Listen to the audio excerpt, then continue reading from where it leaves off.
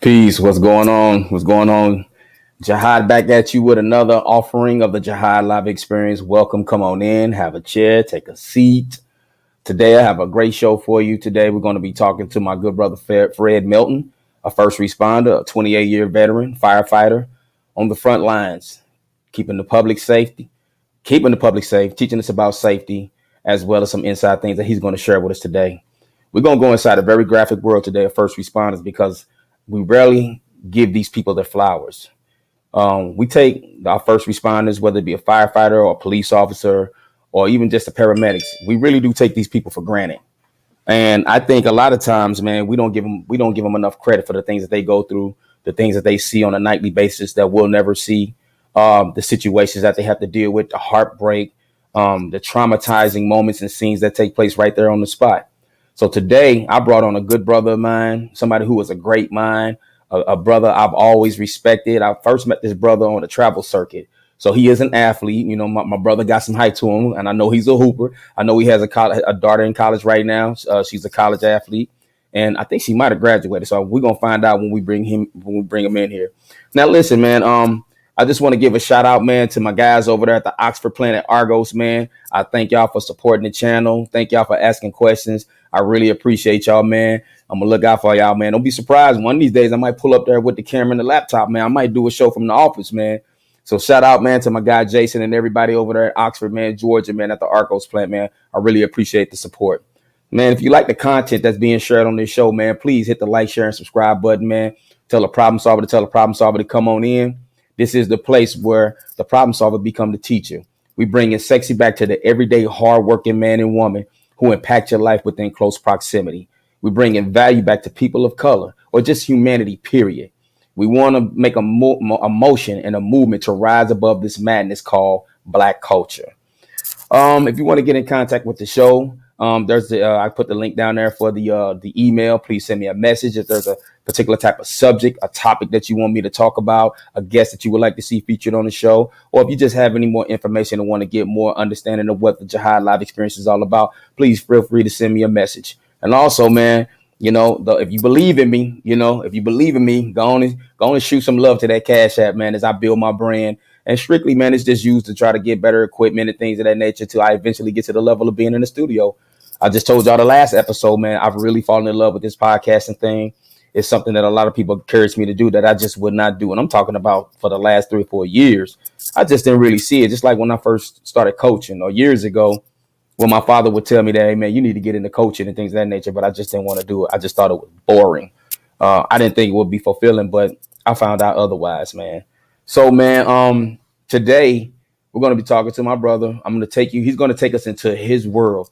Now, I've talked to my good brother before we came live, and I'm going to ask him some very graphic questions. And if he chooses not to answer them, that's nothing that I can control. So if he does choose to answer them, you know, I'm just giving you a heads up, a warning, kind of like how they do on TV. Hey, warning, graphic, whatever the case may be. But today we coming live. We going in. I'm not having any filters on my show. So I want to go ahead and bring my good brother on in here, man. Fred, what's going on with you, brother? What's going on, Jahid? How you doing, man? You doing okay? Can't complain, brother. Can't complain. Just, doing what I do. What's that weather like up there, man? In Believe land. They consider it a good spring day, 60s. But it's been hot, cold, rainy. Today, decent day, sunny out. Nice. Okay. Weather. 60 degrees, huh? Yeah. That's what's up, man. So, man, listen, man, you know, like I was telling the people in the intro, man, you know, we met years ago on the softball circuit, man, and you just been a wonderful brother, man, a great spirit. You've been a great supporter of me and my family, and things of that nature, man. And I just cherish you, man. And I'm glad to know a good brother like you, man. You know, this relationship is lifelong, man. Yeah, yes, it is. But just like a little few things, man, we're gonna delve into, man. You know, I gotta go there and kind of give the people a sense of who you are and things of that nature, man. Are you playing ball this year? 50 and over, yeah. You are? Yeah. Guess what? I'm playing too, man. I'm gonna be with I'm actually playing with the team out of your home state, man, with the A's Reloaded, man. Okay.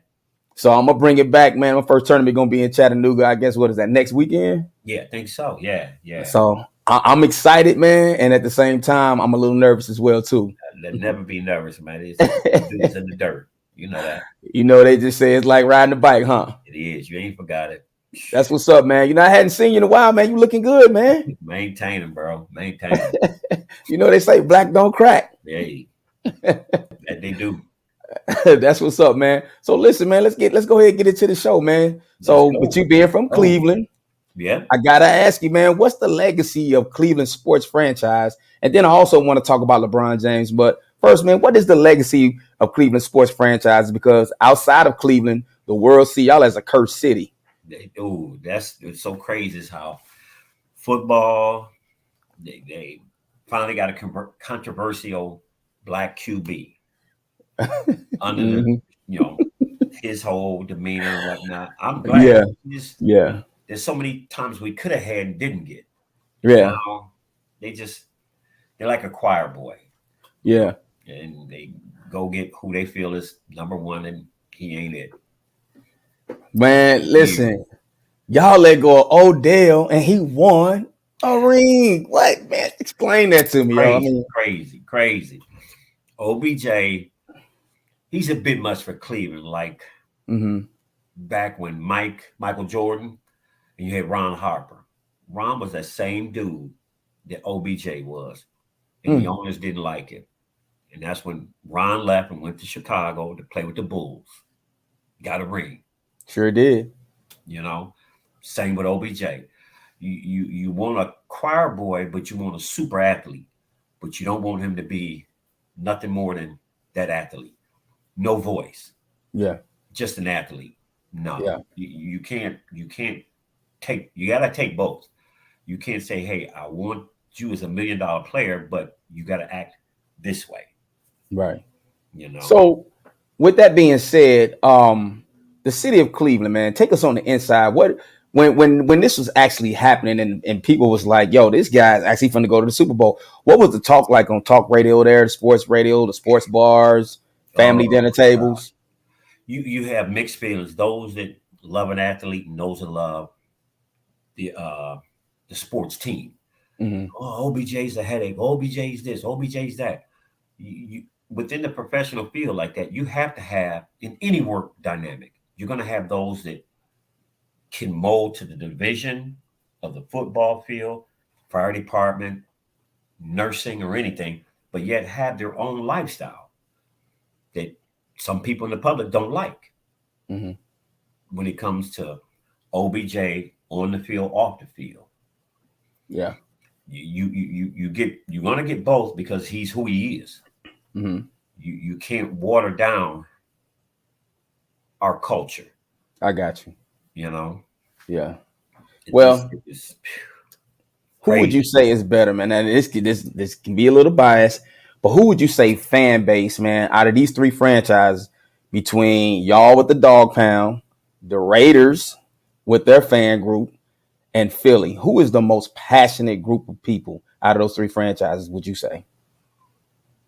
I would honestly have to say the Raiders. I mean, because I go to tailgates and you see the Browns fans, the Dog Pound, they're crazy. But the Raiders, I heard about that. Man, it's dynamic. I heard about those Raiders. I thought Philly fans was crazy, but one of my closest partners, man, I've been knowing ever since I moved to Georgia, man, he's a diehard Raiders fan. And I just kind of started watching these videos on YouTube and researching. I would never want to be nowhere around. I think those people all know each other, man. I think that's like a camaraderie or a family. They like know each other, go to church together, work together. You would have to get a bunch of them crazy cats right there. And I believe some of them are bikers, man. I believe some of those guys are actually bikers. A lot of them are bikers. Wow. So, man, LeBron James, all right, he being from Cleveland, the city that inherited the Prince Charming Angel of the NBA. And what was it? This draft was 2003.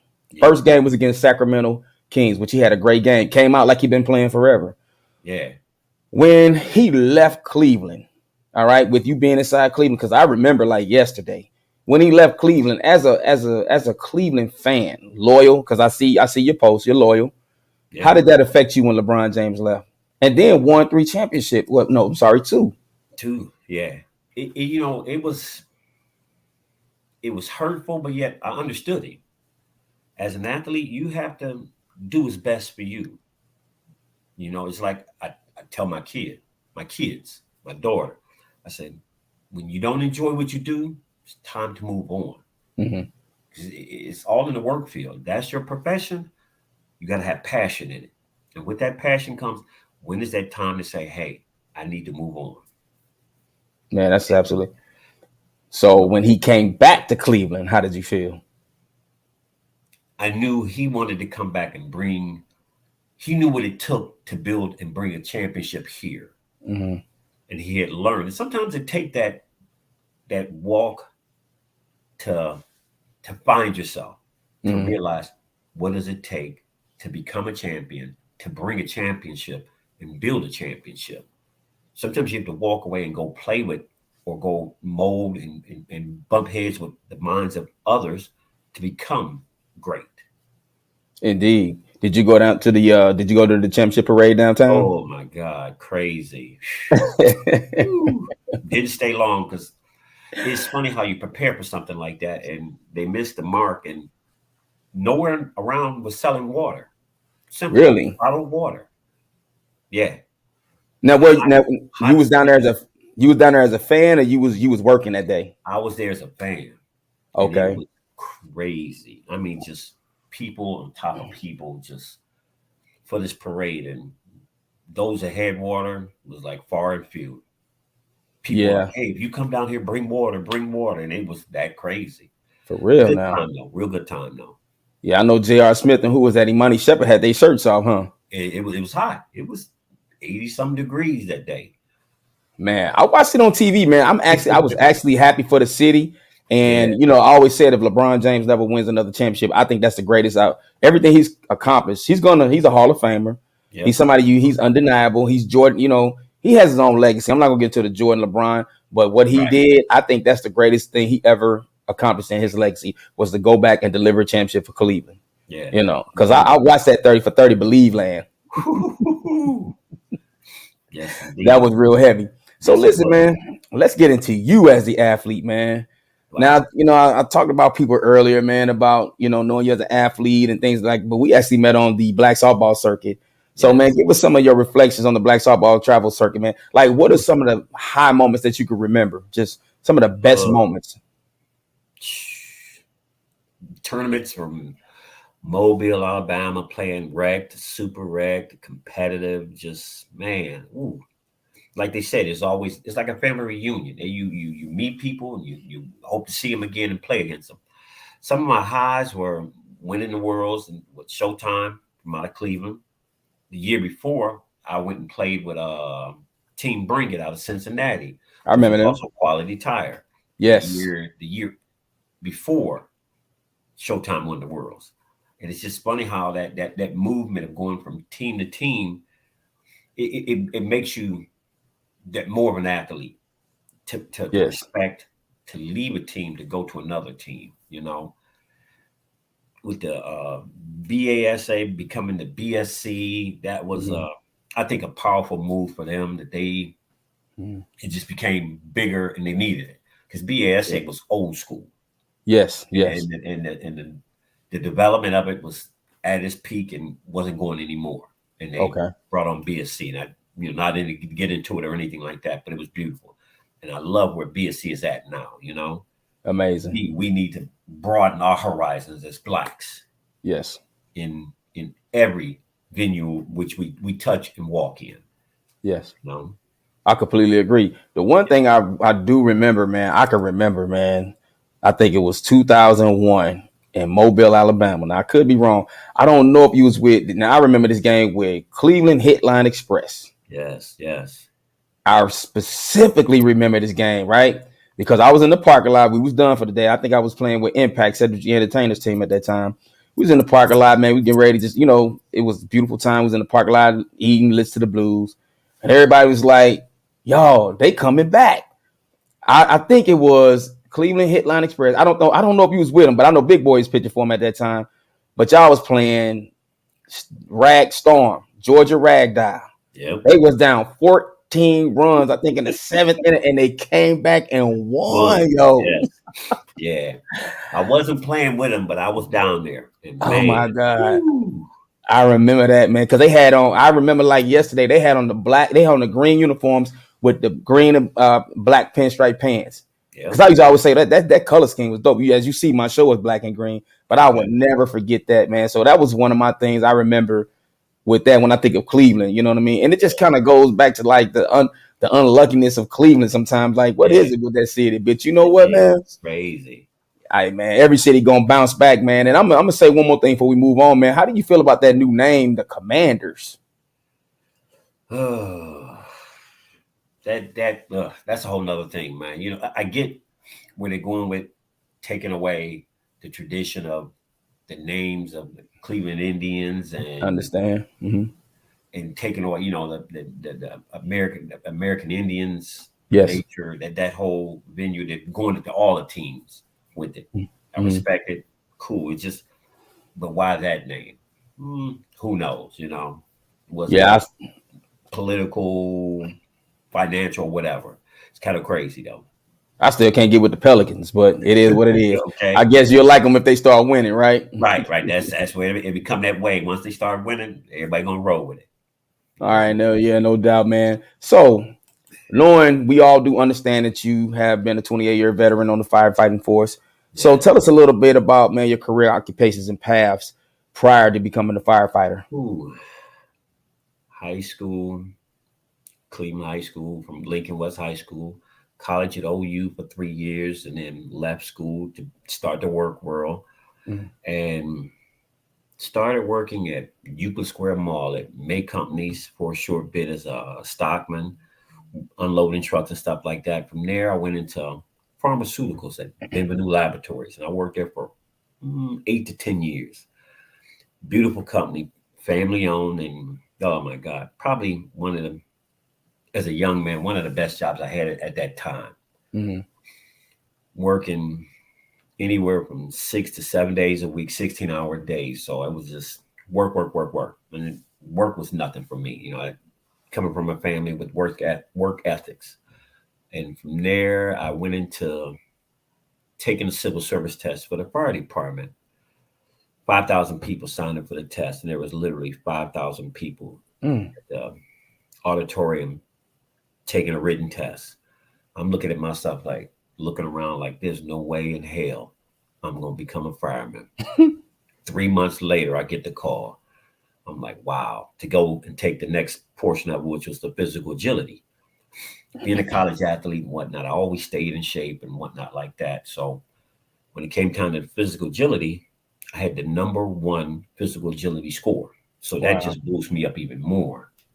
Written score was like 98, and my physical was 100. So I was like 198 points. But with civil service, you have military points and whatnot. So I ended up getting hired in 95, 90, 94, 95 with the fire department. And from there, my career began. From Engine 2, which is the boathouse, I learned to be a rescue swimmer there. And just in the walks of life of a firefighter, you each and every day, you never know what are you going to run into. I mean, from suicides to child being born to, like they say, the infamous cat in a tree. In 28 years, I've never saved a cat out of a tree.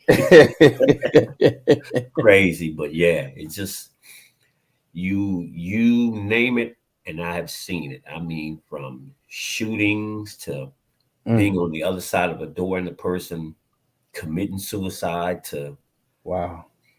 I mean, you name it. I know.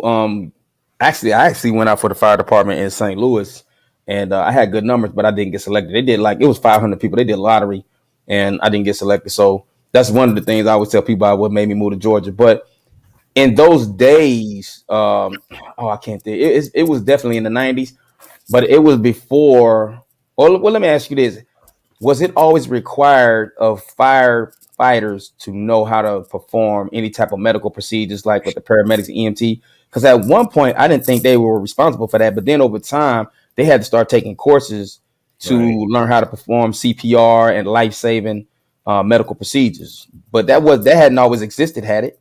No, I believe it was like early 1990 or 91 is when the fire departments developed the EMT status where they had to learn CPR and basic life resuscitation, which was just CPR, airway, being able to give oxygen and things like that. And then from there, it just grew into paramedics and everything, full blown. And now, like you said, within yourself, when you took it, the interview process, there's a interview process now with the fire department, and it's so regimented that knowing how to answer the questions the right way versus what we feel is the right way. There's a wrong way that's not. There's a right way that's wrong, and there's a right way that's right. Right. Knowing what to say, what to disclose, what not to say, on that nature. You learn it. Now, like I said, with 27, 28 years on, I've in my career helped 5 different other brothers get on this job. And each year it becomes trickier. But last year we had a class of 5 women that got on. And prior to that, there was a total of 8 in the history of firefighting. Okay. And out of the 13 women that's been hired within the city of Cleveland, we've had, I want to say maybe almost 10 Black women on the job. That's awesome. Yeah. And that is very awesome. Within the International Black Professional Firefighters Association Union, which I'm a part of, the Vanguards, and we're worldwide. They're not all called Vanguards, but the city of Cleveland, ours is called Vanguards. But we do, within our structure, teaching as far as how to get on the job and things like that, studying for promotions, studying for your next level of paramedics, pump operators, all throughout the skill set of the job for your career to become a better you, to serve your community. Yeah. I know you were saying earlier just now, you said when you went to go take the test, there were 5,000 people there and you was just like, ain't no way I would do this, that, and the third. So at what point, calling to firefighter and first responder, some people will get started in a career and do a few years and be like, nah, this ain't for me. When did you actually know, like, yo, this is where I'm supposed to be? This is like absolutely where I'm supposed to be. I love doing this, even though the job is graphic, it brings some challenges. This is where I want to be. This is what I'm supposed to be doing. When did you actually know that? I think I kind of knew it before I was even a fireman. It was just because I was always that, as a kid, kids always chase fire trucks and things like that. I remember that. I was always the one that if something happened, I was always there willing to lend a hand. Hey, you okay? One of your friends got hurt, dude ran back to the house to go get whatever. I just was never one of those ones that ran from the sight of blood or anything like that. Was always right there in the middle. And it was like, I think when my daughter was born, was my calling, because I took the test the year or two before she was born. And when she was born, she had a croup. She was born with a breathing issue, croup, colic. And that's where I became more defined into wanting to learn more and become more hands-on with helping.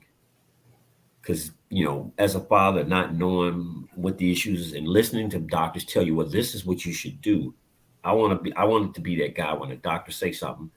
I want to be able to let him know that, hey, I have a medical background too. I know what you're talking. So you're not going to tell me this is the only way we can go with this.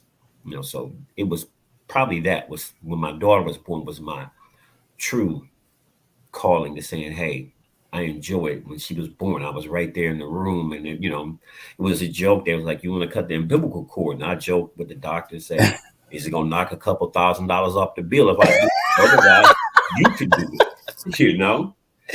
Thinking, man, well, that's a good question. If it's gonna knock $1,000, give them scissors. Yeah, hand them here. Let me do this. Yeah, man, I can remember when my first child being born. Man, all I heard was the doctor would say, "The father's going. He's going. He's going." I was like, man, I was looking. I was like, I didn't even know that's where the baby come from. But I had never seen nothing like that before. I passed out. I don't feel good about it, but it is what it is. Yeah. But this is how I know the right people, and I always had you figured out because people like you walk into the destiny because of a need. It was a need. Yeah. Most people who are really truly living what they're supposed to be doing, it was a need that came and they met the call.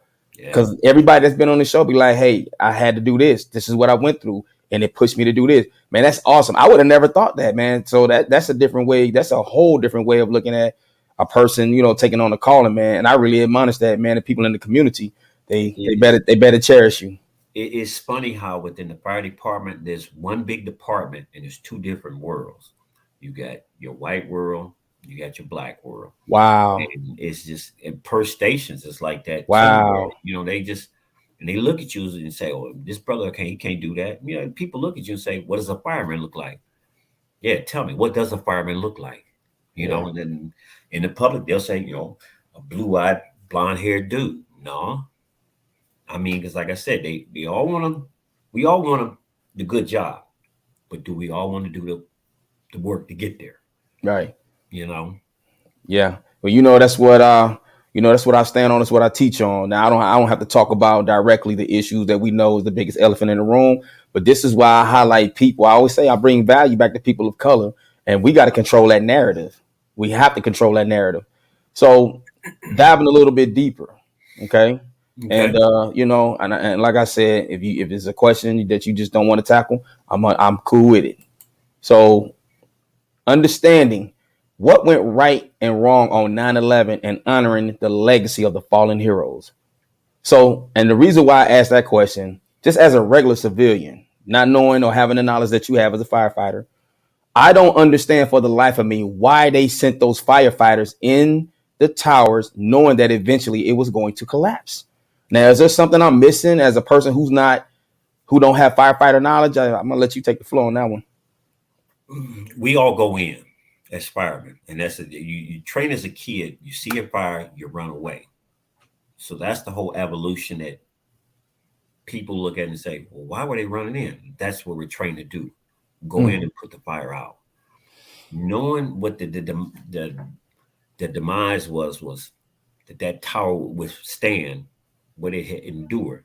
We knew how it had burned. I figured it would break off and fall off, not come crumbling down. mm, I don't think they knew that.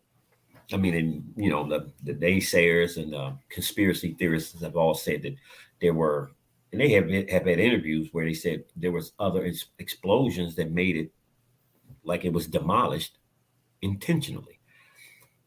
Honestly, I think it was. That's just my thoughts itself. But we're trained to go in and get people out.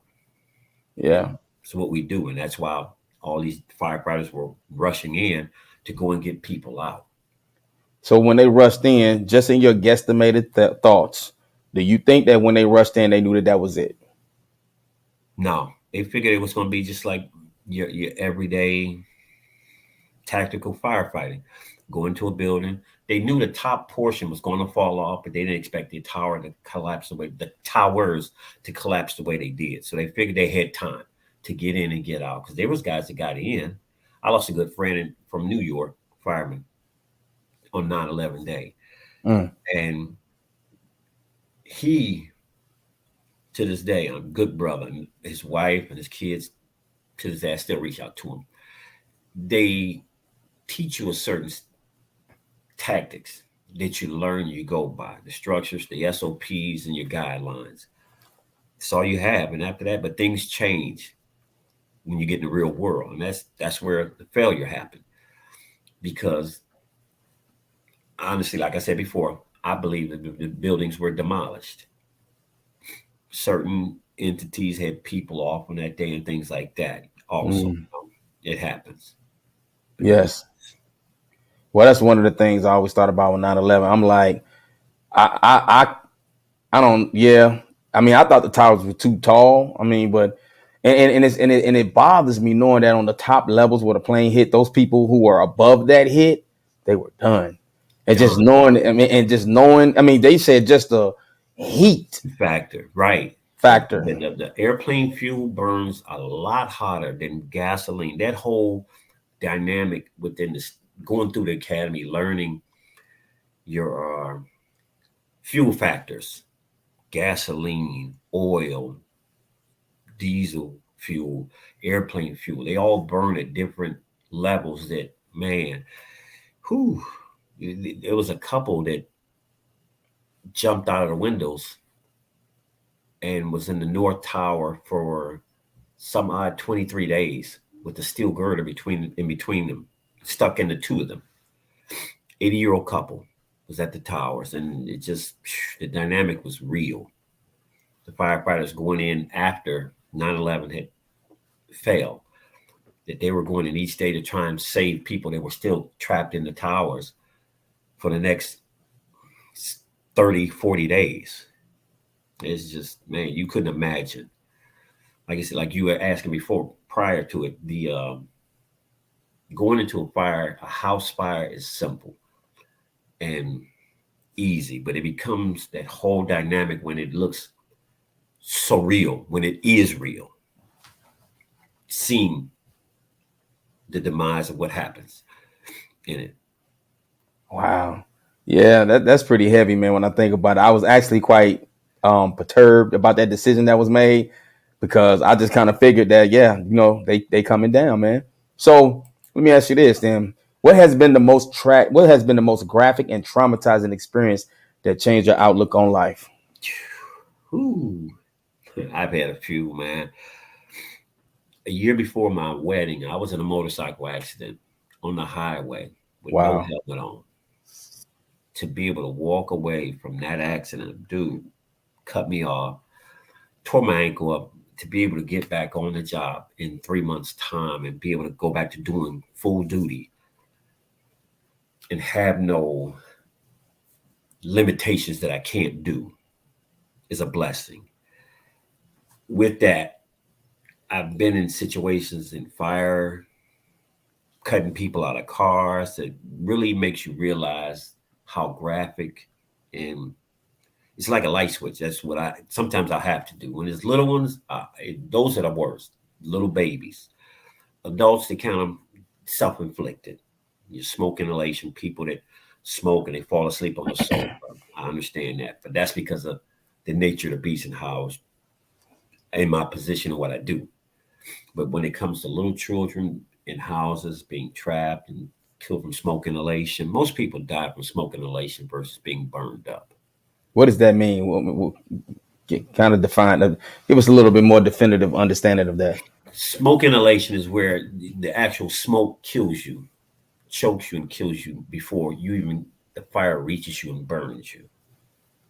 I've only seen in my career one one body burned, severely burned, and that was an 8-month-old little girl. Damn. Yeah. And I remember pulling up on scene on truck 10 that day, and the mother was like, "My baby's in that window. My baby's in that window." And I had to turn to her because I had been on about 7 years, and you get that call of my baby. And I say this, "What is your baby? I need to know." Because it could be a child, pet. I need to know what your baby is. And she said, my daughter's in that room. I said, "How old is she?" She said, "She's 8 months old." And I'm thinking, why are you across the street and your child is in that house? But I'm like, she said, "But the bedroom door is locked." I'm like, why is the door locked? But hey, I don't question. I just think and react and go. Took a ladder, knocked out the window, climbed in where the fire was. They doused water into the window, doused it. And next thing I remember seeing is come feeling around for this child. And I felt what I thought was the baby. And sure enough, when they put the fire out around me, they got a line in and was able to kick the door in and put the fire out.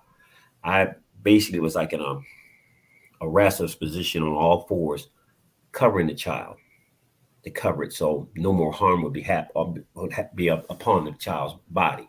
Mm. Put the fire out, and it was. They were like, "Do you have the little girl?" I'm like, "Yeah." I mean, it just one of the most graphic things I've ever saw in my life. When you read what fire can do to a body, the aspect you only can imagine it because you're reading it, but to visually see it is so surreal. It just I'll never. That's one fire I'll never forget.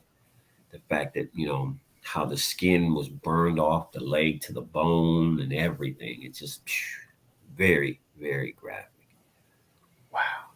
Yeah. When you see something like that, when you're on the scene, what do you do? Like once the baby is kind of taken by the coroner and the paramedics or whatever. I mean, what? Well, let me ask you this: in that particular situation that night, what was the reaction of the lady when she saw the baby or knew the baby was pretty much Well, perished? at the time of it, she it's funny because it happened so fast. When I come back out, I didn't come down the ladder. I come back down through the stairs, and I come out without the child. She's looking at me. She's, of course, the police are keeping her away, and I go over to the rescue squad to sit down and get myself together, my bearings together, and whatnot. And the stress debriefing team is talking to me, asking me, "Am I okay?" And everyone's asking questions, interviews, and whatnot about the whole dynamic of the room. Of course, it's smoky and cloudy. You don't see a lot, whereas in TV, you see everything. But when the smoke cleared, I could see everything so visual, and it was something that just I don't wish on any man to have to take on that. That's one thing that's the hardest thing to do, is be able to turn the switch off and get your level and balances on real world again. How to finish out your night on the shift behind that. And they were all questioning and asking this, that, and the other. That night, I think we were done with the fire by, I want to say 8 o'clock. And the news people wanted to come by the station and talk to me. And I just simply was like, well, no further questions. Let me get through this and we'll talk tomorrow. And the very next morning, they were right outside my station waiting to talk. I mean, like, they wanted that story. And it's just this. I get it, I understand it, but it's just people don't understand that what us as first responders, as firefighters, police, paramedics, the EMS service, what we go through daily. People don't really understand. They think, oh, they sit around and do nothing. Yeah, we do a lot of that, but when the bell rings, you got to go, and you don't know what you're getting yourself into. You truly don't. Man, that's tough, man. Yeah. I guess keeping along the lane, have you ever experienced not being able to save someone who perished right before your eyes? Yeah. 7 years ago, we run up Lee and up Harvard between 116th and Harvard and Miles. There's a small house, handicapped lady, Barbara, and I don't want to say her last name, but I remember very well. Very pleasant, pleasant lady. Always sent the station cookies for holidays and things like that, and just got the call. And certain people you remember when you get the address, you remember these folks because of their demeanor and how they were, and how you touched them and how they touched you.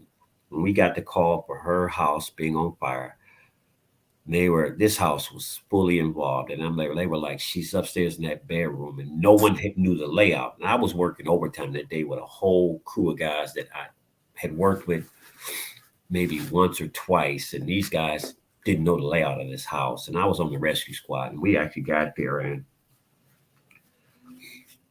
the chief said, "Can you get in there?" And I was able to get in there to her, and she was moaning and groaning. I was able to get her down the stairs, and before I could get her out the house, gone. But it was Wow. due to the smoke. She wasn't burned. It was due to the smoke inhalation. Smoke inhalation is really that deadly. It's carbon monoxide. That is no joke. You can lay there in your bed, and carbon monoxide can be so heavy and feel you'll never wake up from it. It's a silent killer. So when some people burn in a house and they, like I've seen news reports, not news reports, but people will say they were still laying in the bed. That's pretty much why. That's what it is. Smoke is a silent killer. It just cuts off your oxygen levels, where you're not getting that 21% of oxygen. You're getting nothing but the carcinogens of what's burning, and that's what kills a person. I never knew that. We recently had, the complex we had a serious fire, man, where it took out all the top units on the top level. the crazy thing about that, big bro, is, and I'm a person where I tell people all the time, I always had these premonitions, and I was going to transfer just for one more year until I get ready to make move into another property of getting on the third floor. And then I had a premonition of a fire, and it's the same building. I had the premonition of where the fire took place. It took out all the top units, just the way I seen it in my premonition. And that's one of my I think people, when they say what's one of the ways that you don't want to go out, very few people say fire. Fire is one way I don't ever want to go out.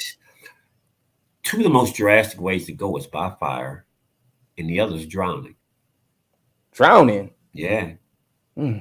So many people say that they can swim, and I was just watching news the other day. They were talking about how many drownings in the last 2 years. The city of Cleveland had over 108 different drownings right within the lake. And I'm like, wow, that seems a lot. It doesn't seem like a lot, but it is a lot. But you realize how often are people able to get in the water here in Cleveland, Ohio? We have a 3 to 4 month weather break where it's warm, where you can literally go get in the water. The rest of the time it's cold, and cold water zaps you the worst. It's just fire or water, two of the worst ways to go in my book. I'd rather go in my sleep, natural causes, than to be killed from smoke inhalation or drown. I think people too, man, like I think people underestimate undercurrents. Yep. I think that's what gets a lot of people, man, are undercurrents, man. And I talked to one person and quite a few people who have a near drowning experience. And one thing that they all said this, they say the spirits begin to pull you. Yeah. Now that's heavy, and the deep thing about it is, man, before you're born, you're submerged in water before you come out of the womb. Yeah. Yep. Crazy. But everybody say the spirits begin to pull you. Said, now I know you heard about down here in Georgia about Lake Lanier. Yeah. That is very real. And I tell people all the time, people, that's crazy. They just had a drowning 2 weeks ago. Wow. And people, like you say, they swim like they swim like the albatross, man, and just still end up going down. Yeah. But that's one lake I ain't fooling with, man. Not ever. I love water. I love to swim, but just I pick my limitations on where and when I'm going to dip in water. It just even your best swimmers drown. Yeah, I know, man. That's crazy to me, man. So balance and peace. After everything that you have experienced, things that you may still experience, and you've been on the job for so long, so you're pretty much desensitized to it. It just, I guess, it depends on the situation. If it's a baby, as always, none of us gonna ever be able to deal with it when it's a baby. What do you do to give yourself balance and peace, man? How do you offload? Oof. For me, offload is getting home to the wife and the kids and just realizing that, man, another day done.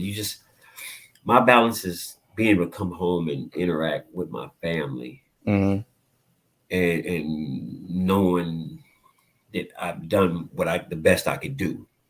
My balance is my after work experiences, my softball, my in the yard, in the backyard grilling, being around my friends and family. I've posted on Facebook many times, no new friends, like Drake say, no new friends. And my daughter said all the time, Dad, you got the same group of friends. My friends I got, we go 30, 40 years deep, and that's just how genuine it is. Like they all say, I got a bestie. All of my crew is best friends.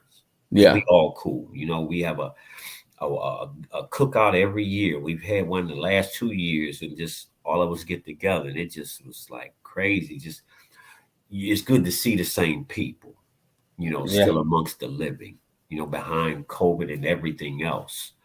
Just, it's a blessing, because people leaving up out of here a lot younger than what we feel they should. They really are. Even in their 40s and 30s. They had a serious shooting just the other day in my old neighborhood. Last night, matter of fact, 14-year-old girl killed, laying in her bed, shot, and they shot the house up. And she was in the bed, shot in the head, killed. So that's where I say that no new friends, and that's where my peace and balance is that the same guys I grew up with, I still kick it with and hang with, even though I'm a fireman. I still go back in the hood and hang out with my peeps from Mm-hmm. time to time. I'm with limitation. Yes. Love them dearly, but hey, Oh, I hear because you. as you grow and you gravitate, you have to move on and do bigger, better, and mature things. Indeed. I hear you Yeah. on that. I hear you on that. So, what's coming down the pipe for the future of the first responders? Like with the world moving, the world is already technologically advanced. I always struggle with that word. Technologically advanced, hmm and so much is going on. And then we look at these movies, which we can consider a lot of it being predictive programming. What is really coming down the pipe in the world of first responders as far as like science, intelligence, and things of that nature? Will we start to see robotics, artificial intelligence? Man, Like, this is a crazy thing. Was watching. We do Con Airs, which is these reoccurring trainings to keep our certifications up. You have to have so many hours a year. I was watching a Con Ed class of talking about robots, but not mm, only that, drones. They're using drones now for forest fires and to the dynamics of watching fires burn. So you're seeing it in the drones, and as of late, I don't know how soon before the robots will be out, but these drones, guys of mine from a station just went down New Mexico to see a drone for a drone class of firefighting. They have drones that just vastly huge drones. And this is, I think that's where the world is going to go. The dynamic of firefighting is going to go to is the ability to use drones, and they're going to try and get away from man-made, man-used things. You're exactly. still going to need men to go in and get people out. Certain Yeah. things ain't going to happen Yeah. no time soon. I would, Yeah. it is what it is. You're going to need a man or a woman to do something. Yeah. I mean, as long as it's a creation of man, man, it's subject to go faulty, man, and break down. Exactly. You Exactly. know. But I could see the constructive result of a robot going in because a robot's not human. Yeah. The fire would be an absolute ineffective element. To whatever the nanotype build they have of the robot. Yeah. But I kind of got that when I was watching the movie I, Robot. Right. You know. Right. You can hold the emotion. You only Yeah. do so much, but they Yeah. can do so much more. They really do. They really do. So, man, bring coming into the close, man.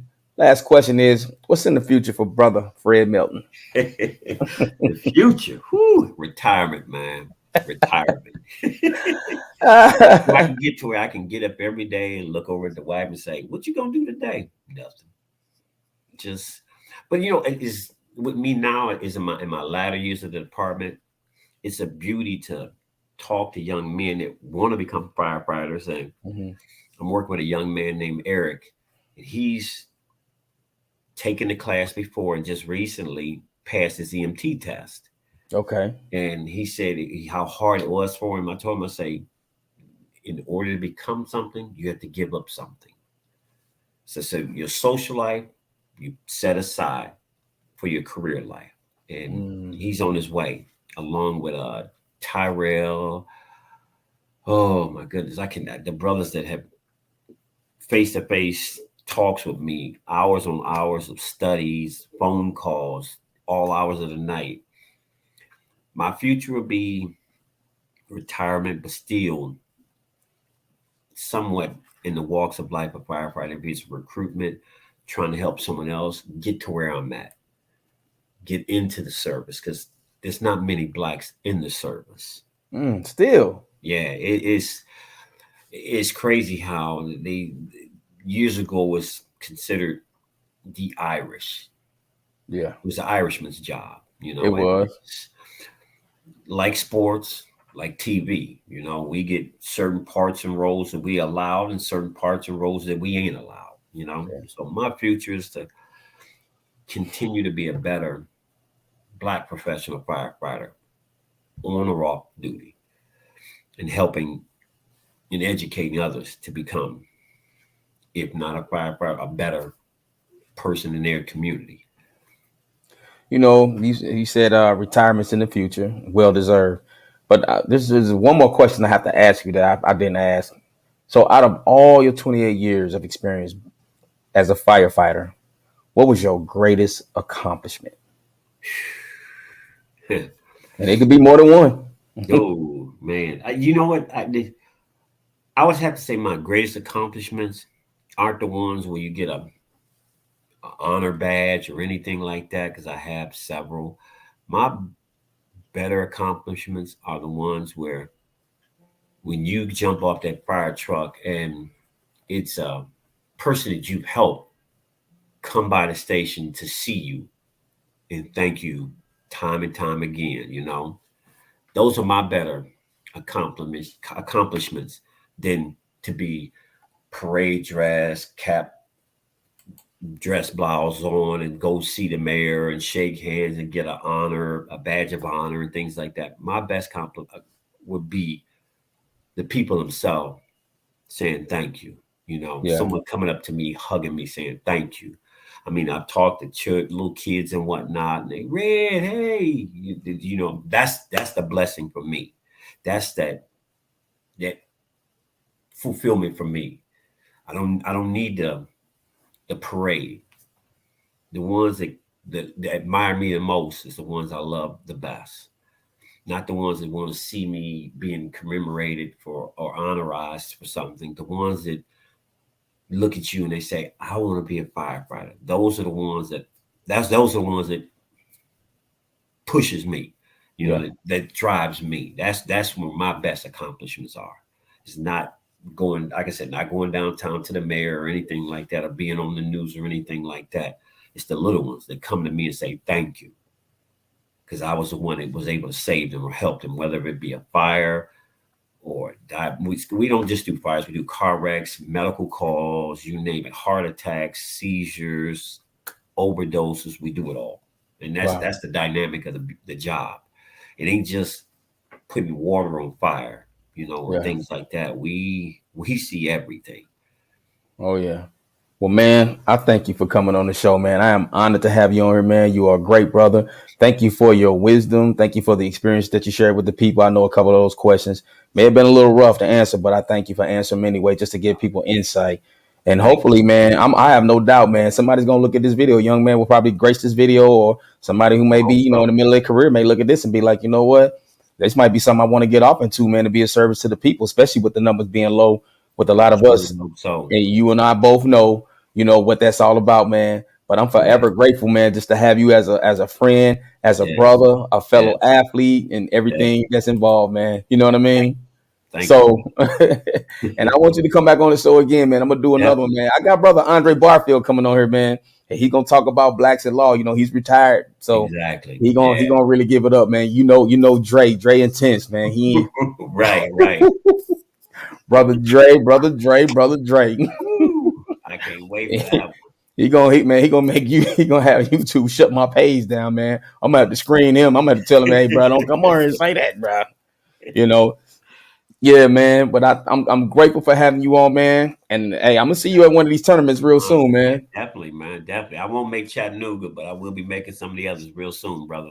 Without a doubt, man. I'd like to Yes. thank everybody for dropping in today on the show, man. With brother Fred Melton, man. He took us into a very deep and introspective world of first responders, what they go through, the things that they have to do to offset and balance them, and then be able to return back to their family safe, sound, in one piece. Now, listen, this is what I always say on my show about bringing sexy back to the everyday hardworking man and woman. When you see a first responder, you got to give them their flowers. I know typically in our society, we always want to honor the athlete. We want to honor the rapper, the entertainer. That's all fine and dandy. But when it comes to a real life emergency, when it comes to real life situations, a problem being solved, the very people that's most important to you are only three numbers away, which is 911. Man, I thank y'all for dropping in, man. As always, don't ever tell me what you know if you can't show me the reality. From city to city, state to state, worldwide, you are listening to In the Zone Atlanta. This is the network. Thank you for dropping by. Peace.